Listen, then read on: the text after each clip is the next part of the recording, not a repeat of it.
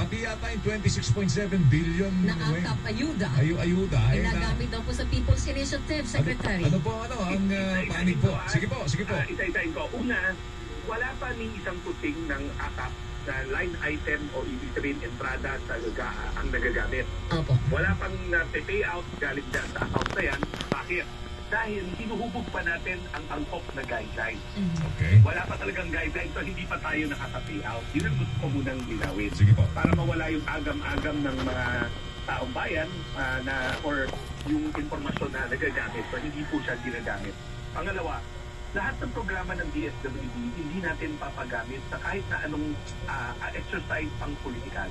Whether it's for anything, kung hindi, para lamang siya sa pagtulong sa ating mga kababayan na nangangailangan.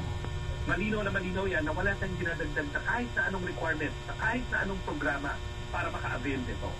Pangatlo, yung AKA program, nasa budget yan, nasa GAA, sa General Appropriations Act. Kami sa DSWD, nire-respeto natin ang wisdom o ang kaalaman ng ating mga mambabatas sa parehas na kapulungan sa paghubog ng budget. Power of the purse, ika nga. Sila ang may prerogatiba na mag-amenda ng mga panukala. Siyempre, di ba kami mag-propose kami ng budget mula sa ekutibo.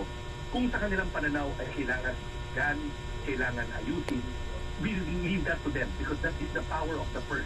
Yan ang nakasaad sa ating konstitusyon na ang aproprasyon or ang budget na gagaling sa legislatura, sa legislative. So tayo, we respect that. Pero gusto ko rin linawin, siyempre, kung dinagdagan ng iyong budget, matutuwa ka. So kami, welcome tong programa na to nung idinagdag sa budget ng aming departamento. Pero, sisiguraduhin natin, nagagawa tayo, babalangkas tayo ng maayos na guideline para talagang masunod natin yung provision ng batas. Kasi ang GAA, ang General Appropriations Act, ay isang batas. So kailangan masundan namin yung mga alituntunin niya sa pamamagitan ng paggawa ng guidelines. Pero last, meron din akong gusto pa i-point out na yung General Appropriations Act, yung budget ng bansa ay isang batas. Kapag hindi namin sinunod yan, ibig sabihin may isang provision doon, isang linya na hindi namin i-implement sa tulad nitong AKAP. Una, immoral yun. Managalit namin ng taong bayan. Nandiyan ang pera, binigay ng Kongreso, binigay ng legislatura, pero hindi namin gagamitin. Bakit naman? So pangalawa, illegal rin yun. Pwede kaming makasuhan ng dereliction of duty kasi lawfully, willingly na binabag namin ang isang provision ng isang batas. So, doon kami, yun ang posisyon ng DSWD.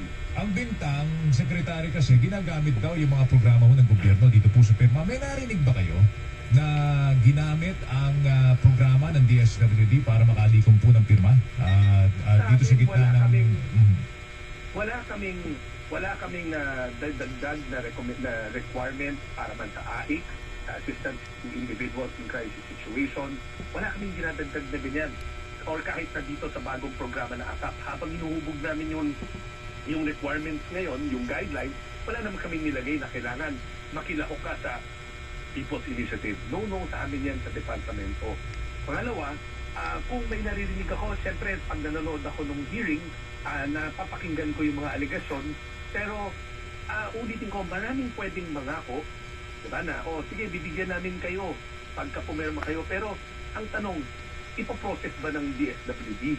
Kaya nga ang panawagan ko lagi sa mga nakikinig na mag-a-avail ng programa ng departamento, huwag tayo maniwala kung hindi sa personnel lamang ng DSWD. Meron talaga masasamang loob, siguro mangilan-ngilan sa labas na maaring mangako, hindi lang para sa People's Initiative, para, di ba marami dyan yung mga, sige, bibigyan ka namin ng ayuda o facilitate natin, pero kakaltas kami. Maraming magtatangka ng mga husto nyo, pero ito ang kaya ko sabihin sa inyo. Walang pwedeng mag-assure na mabibigyan ka ng ayuda bukod na lang sa social worker ng DSWD. Secretary, kasi lahat ng claim, dadaan naman sa social worker namin. Sila magsasabi kung karapat-dapat ka ba, karapat-dapat or hindi karapat-dapat. Secretary, yeah. Nakakalagkalad din po pati ang House leadership dito sa issue na sinasabing dadaan para muna sa Speaker's Office, yung ganitong request for ayuda. Pakilinaw nga po yon. May ugnayan ba ang DSWD sa House of Representatives? Kasi parang samot-sari na yung issue eh. Kayo na yung magkakapagbigay ng linaw dito, Secretary. Samot-sari na talaga yung issue. Kaya nagpapasalamat ako sa inyo na binibigyan ako ng pagkakataon makapagpaliwanag. To the same degree, alam nyo, pag pinapatawag kami, kaya ako nagpapasalamat ako kay Senator Ivy na lagi niya kaming pinapatawag sa kanya mga Senate hearings para mabigyan kami ng sapat na airtime, kumbaga, paliwanag. Una, tulad na nasabi ko, ang General Appropriations Act o yung budget ay panukala, batas na nanggaling sa proseso ng legislatura. Masusing pinag-aralan ng ating mga mambabatas. Yung ASAP, nung nilagay doon yun, sasabihin ko sa inyo na natuwa kami kasi bago pa yung budget na yan lumabas, noong mga Oktubre pa lang last year, nakipagpulong na ako kay Undersecretary Dennis Mapa ng Philippine Statistics Authority. Bakit siya? Kasi alam niya yung statistics at higit sa lahat, si Dennis Mapa ay isang known poverty expert. Professor yan na nagtuturo ng poverty. Lagi niya pinopoint out sa amin na marami siyang maraming nagko-complain na ang programa ng DSWD ay parang nagiging exclusive para sa mahihirap lamang. Paano naman daw yung near poor kung tawagin, yung mga minimum wage earner? Bakit importante natin sila tignan? Kasi yung mga yan, isang shock lang. Sakit sa pamilya, kamatayan sa pamilya, inflation, yung kanilang status from near poor na above the poverty line, maaari silang bumagsak agad sa poverty. Kaya sabi ni Yusek Map, kailan pag-isipan ng DSWD, paano maprotektahan itong segment na to ng populasyon natin? Actually, when kumadagdag ko lang, merong isang career na undersecretary, na noon pa, pagdating ko wala na siya dyan, nag-retire siya. She's a social worker. She used to run the policy department ng DSWD. Si Undersecretary Flor Villar. Kilala yan ang social worker matagal sa DSWD. Hindi ko na lang siya natagpuan, naabutan, pero nagtagpo kami, nag-request ako ng meeting.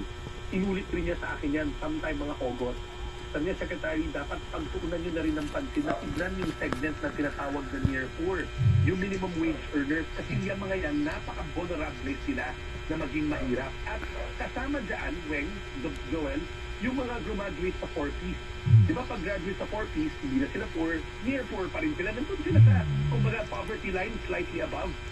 Kailangan mabigyan natin sila ng sapat na proteksyon na pag may shock na tumama, kailangan meron silang kakasitan katulad nitong programa na to, ayuda para sa kaputang kita, yung ayuda na to, para maprotektahan mapaliwala yung investment natin na inalis na nga natin sa kahirapan, babalik na naman ulit sa kahirapan. So yung sektor na yan, Secretary, nando sa AKAP program, no? Yes, kasi kung babasahin niyo yung provision ng budget, nakalagay yan para sa near poor or yung minimum wage earner. Okay, alright. Secretary, salamat sa oras. Mag-ingat ka.